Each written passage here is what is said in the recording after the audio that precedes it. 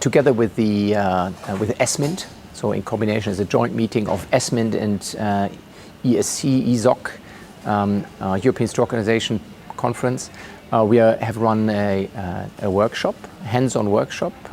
We had the great opportunity that 5 companies supported this. So we had the companies providing not only personnel but also flow models.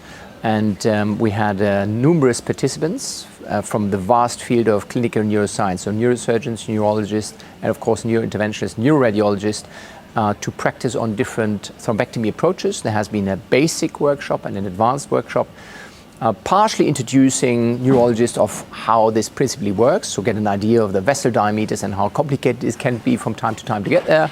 But partially also to go into more complex interventions. It was fully booked. It has been an extraordinary, intensive day for the faculty. Thank you much also to the companies and for the participants. But I think it was a great success again.